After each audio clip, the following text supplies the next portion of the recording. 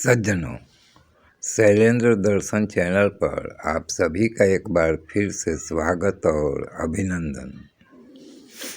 आज हम चर्चा करेंगे कुछ समसामयिक विषय पर जिसका संबंध कुछ अध्यात्म के क्षेत्र में साधु महात्माओं से भी है। जैसा कि सर्वविदित है कि 2-1 वर्ष पहले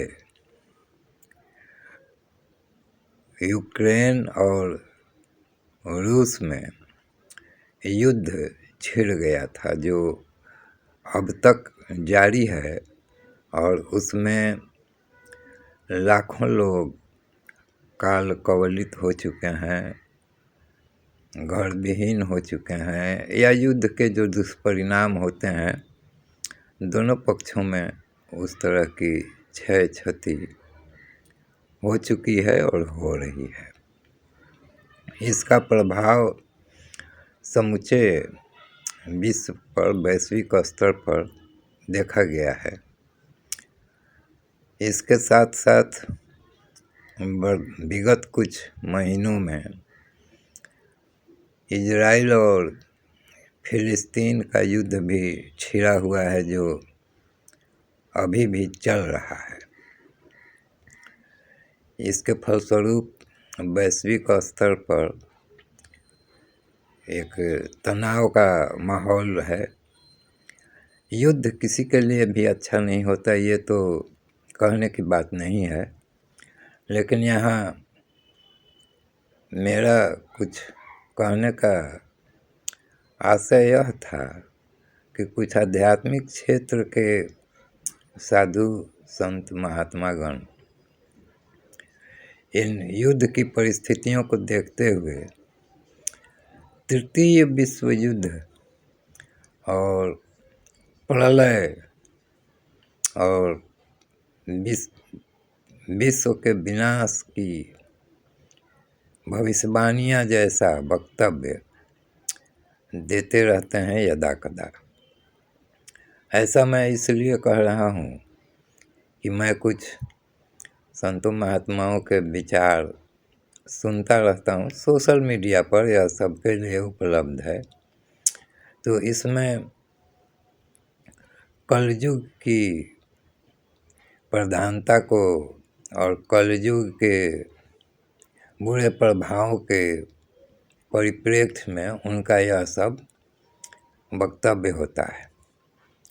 न तो वे लोग किसी प्रकार के भविष्य द्रष्टा हैं उस स्तर के, और न ही उनके कहने न कहने से विश्व की घटनाओं पर कुछ होना जाना है।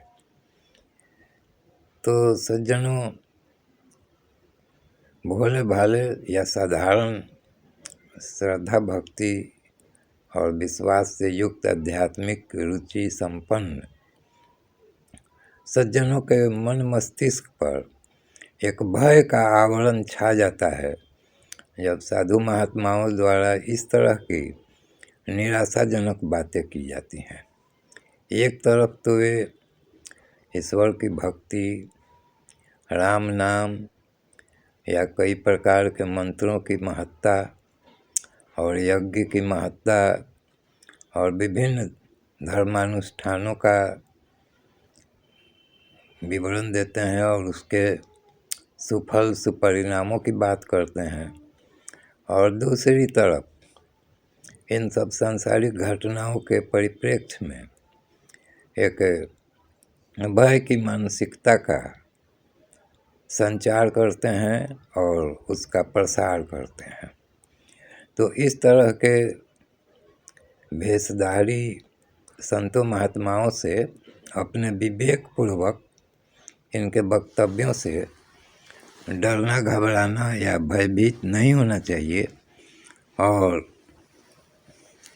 जो कुछ भी घटित हो रहा है वह सबके सामने है। आज ऐसी कोई बात नहीं है कि सोशल मीडिया या समाचार माध्यमों में कोई चीज़ ज़्यादा ढकी छुपी रहती है। और तार्किक दृष्टि से तो इन सब घटनाओं का थोड़ा बहुत आकलन किया जा सकता है कि निकट भविष्य में इसका क्या प्रभाव पड़ सकता है।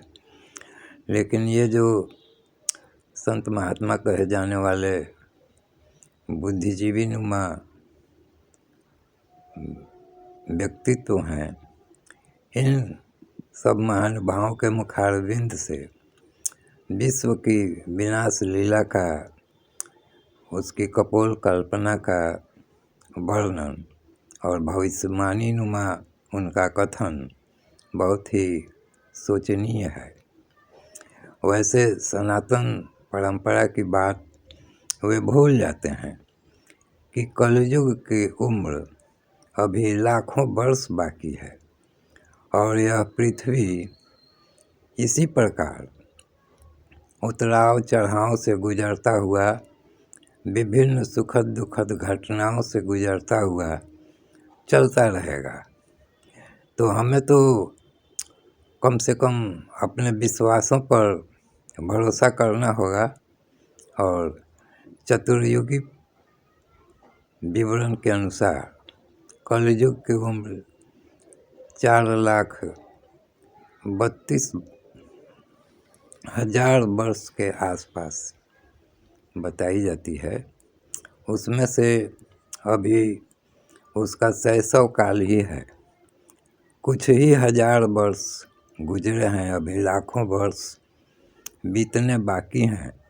और ये महात्मागण प्रलय की, विश्व युद्ध में समूचे विश्व के ध्वंस की और न जाने क्या क्या किस किस प्रकार के भयावह बातें कपोल कल्पित तरीके से करते हैं और जनमानस को नकारात्मक भावों से भरकर अपना उल्लू सीधा करना इसको कहा जा सकता है।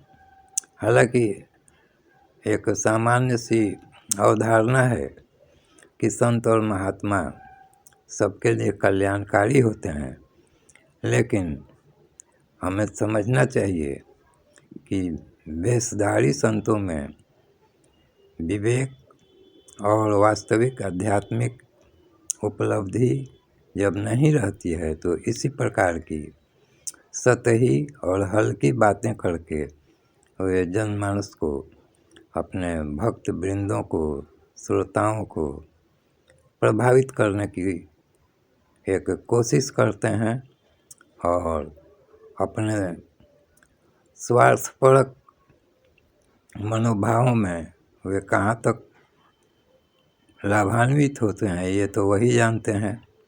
लेकिन जो परिपक्व विशुद्ध आध्यात्मिक प्रतिभा संपन्न महानुभाव हैं, वे इस तरह की बातें नहीं करते हैं। तो हमें विवेकपूर्वक इस प्रकार के संतों, महात्माओं और वेशधारियों के वक्तव्यों को विवेकपूर्वक समझना चाहिए और इस तरह की कमी जहाँ दृष्टिगोचर हो, उन सब साधु संतों महात्माओं को अपने ध्यान से हटा देना चाहिए और ईश्वर पर भरोसा करते हुए, प्रकृति पर भरोसा करते हुए, अपने कर्मों पर भरोसा करते हुए और एक सकारात्मक भाव से जीना चाहिए और इस क्षणभंगुर जीवन में उन सब वक्तव्यों को स्थान न देते हुए सामान्य जीवन यापन करते रहना चाहिए। तो धन्यवाद सज्जनों, अपनी श्रद्धा, भक्ति और विश्वास को बनाए रखें, अपनी सोच को सकारात्मक रखें और जो भी सनातनी परंपरा अनुसार जो भी आध्यात्मिक उद्योग आप कर रहे हों उसमें संलग्न रहें। इसी के साथ इस वीडियो को यहीं सीमित करते हैं। फिर मिलेंगे अगले वीडियो में इसी प्रकार किसी धार्मिक, मांत्रिक, आध्यात्मिक या ईश्वर अनुसंधान संबंधी चर्चा विमर्श के साथ। धन्यवाद।